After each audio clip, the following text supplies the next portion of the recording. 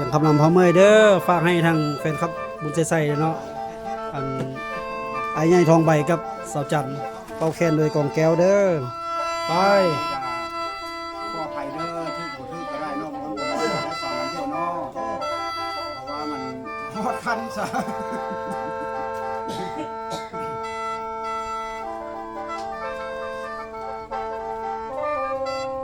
เฮ้ยน้องเอ้ย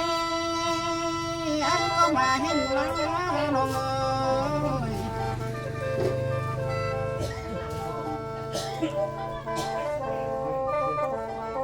สาวนี่งามต้นใจอยากร่ำเขาน้องเอ้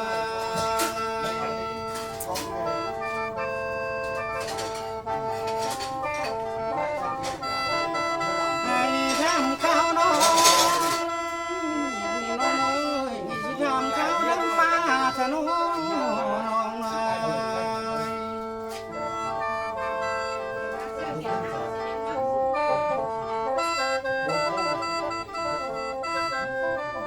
ให้ทำเขาหนาเอ้ยคำเขาหนาปิ้นบ้านได้เนอ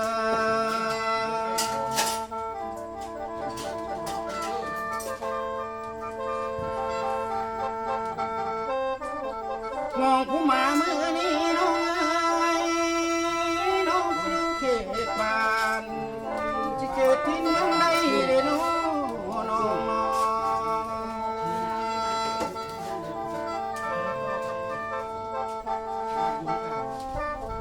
แต่ป่าชงยังเด้น้องเอ้ยสาวสำนางนาที่วนมาทางพี่น้องเอ้ย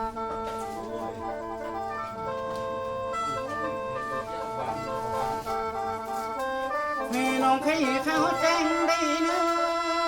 ะเชียงมาลำโตใจลำเนอ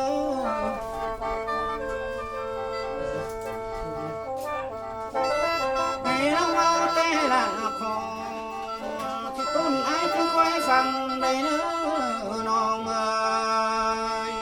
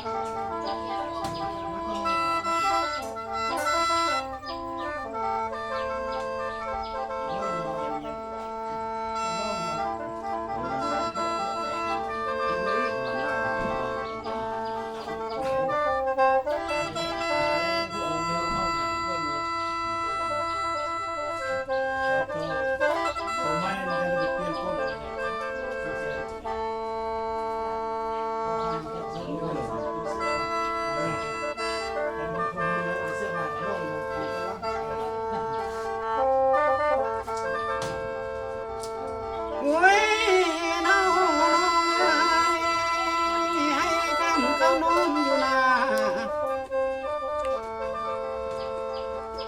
น้องผู้อยู่เขตกำที่เขตที่ดินได้อยู่นาน้องเอ้ย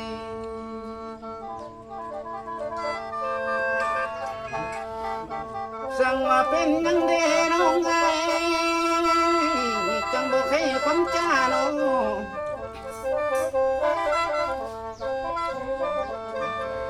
สิบอกใจให้มันชื่อ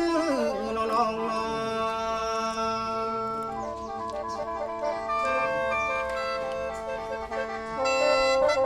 เขียนมานางนั้นบอกเก่งแจงสิต้นไอ้จริงๆเอาดอกนะน้องเอ้ย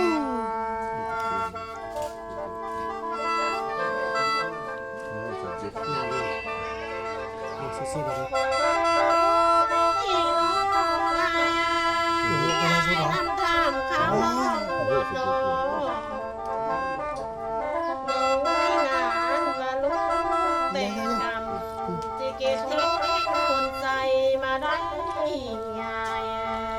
โอ้ยเนาะผู้หญิงก็เป็นหาผู้บ่าวได้แบ้บินข้ามซะอยู่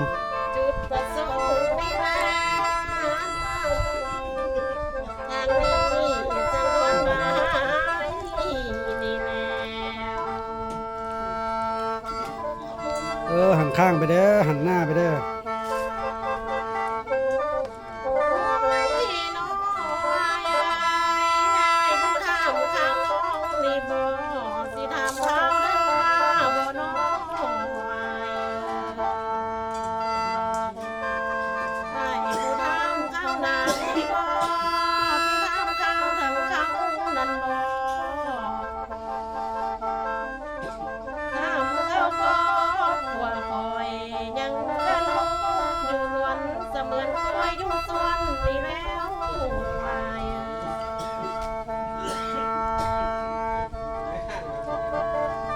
เฮ้ยน้องน้องเอ้ยน้องน้อง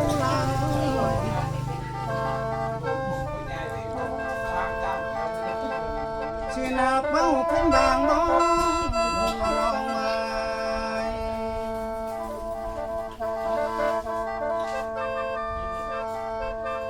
เวียนบังซ้ำน้องลำคอยเลยจะเอาเขาไว้กินเบิ่งเด้น้องเอ้ย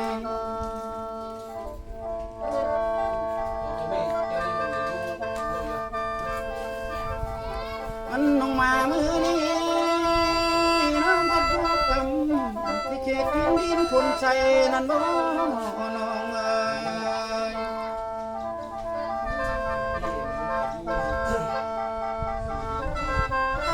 ไอ้ที่จำงูจื้อไว้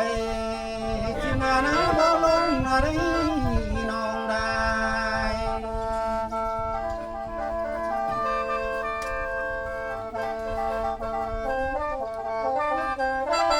เว้ยน้องน้องเอ้ยไอ้แก้มขมองลายเอ้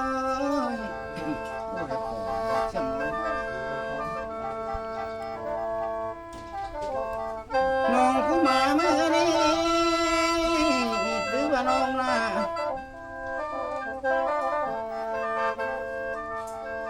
ที่มีผู้ทางหลังเดาบ่น้องเอ้ย ไปจะได้มีผู้อยู่ข้างหลังแล้วบ่นี่ปิ้นหาผู้บ่าวได้ไหม เมื่อว่าเจ้าคำนางมาน้องผู้มาเมื่อนี้สิมีใส่อยู่ทางหน้าแล้วบ่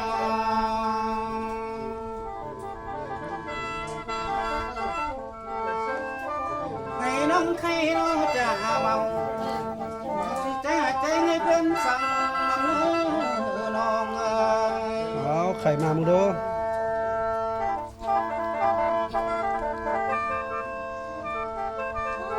พี่น้องเพื่อนมานี่ไอ้สิมีสู้น้องกะไรแล้วได้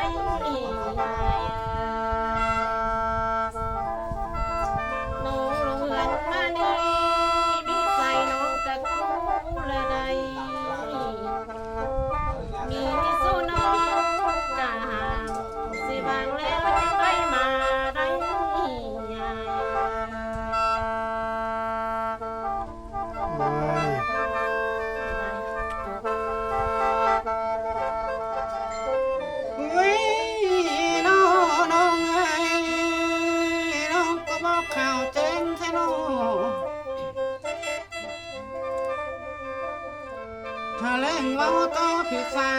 แล้วน้องเอ้ย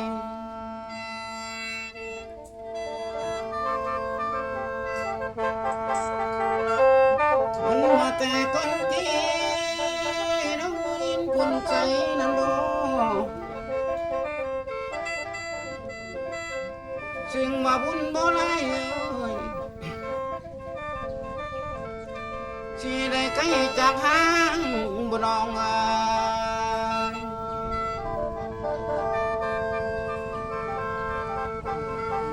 บุญบ่ได้สมจางคือคนใจบอนเก่าชะโนจึงได้แก้แพ้ทางจึงไกลข้างนคนนั้นบ่น้องเอ้ย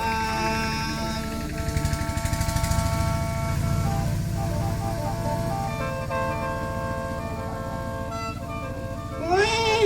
น้องเอ้ยเดี๋ยวนี้นอนในห้อง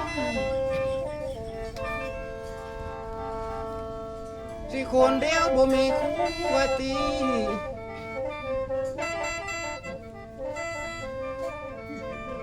ให้น้องบอกน้องข้าวแจงสิจ้าเว้าต่อพี่ชายเบิ่งดูน้องเอ้ย บ่โดนนอนผู้เดียวบ่นอน2 คน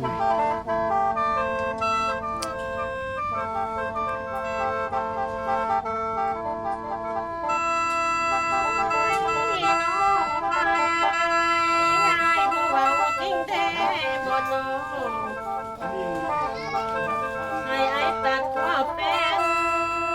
เสน่ห์ทองให้ดังไต้สะเมให้ไอ้ตัดกลัวใหม่สิให้น้องไต้มาสะเม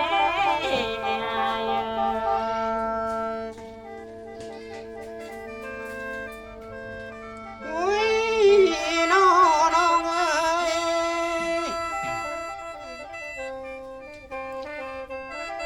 ไอ้ก็ดีใจด้วยได้เนอชาวหมอลำเอ้ย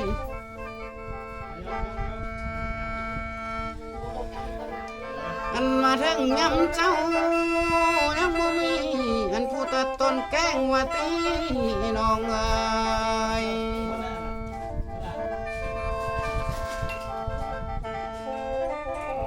อันมาถึงยำแรงนั้นนาน้องเอ้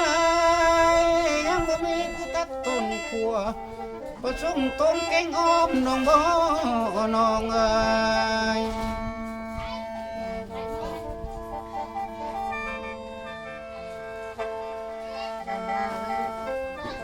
อุ้ยน้องเอ้ยแค่ว่าน้องเป็นแม่ห่างสิใกล้กว้างเท่าทะเลจะบ่น้องบ่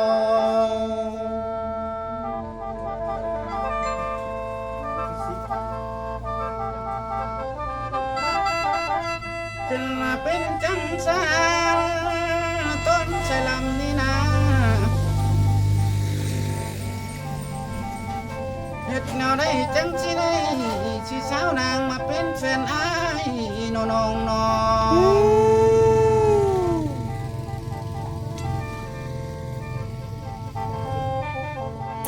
ไอ้นี่ขอแสดงน้องอันตัวแล้วเจ้าผู้ช่วยได้บ่น้องบ่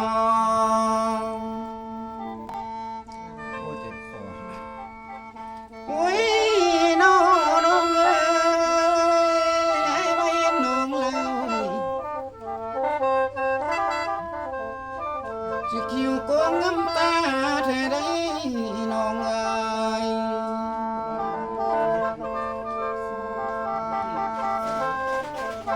ใจประสงค์ต่อนางเอ้ยสิวันใดก็บ่เว้นใดนะ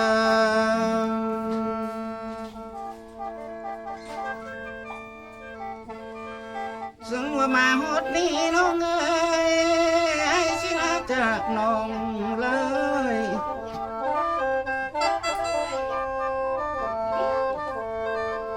อันเมื่อไกลมือนี่สิไกลเท่านิ้วมือได้เด้อน้องนะ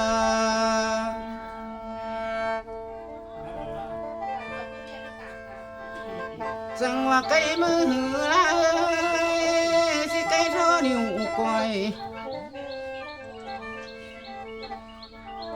ไก่มือเล็กมือน้อยสิไก่จ้อยรถบ่เห็นได้น้องได้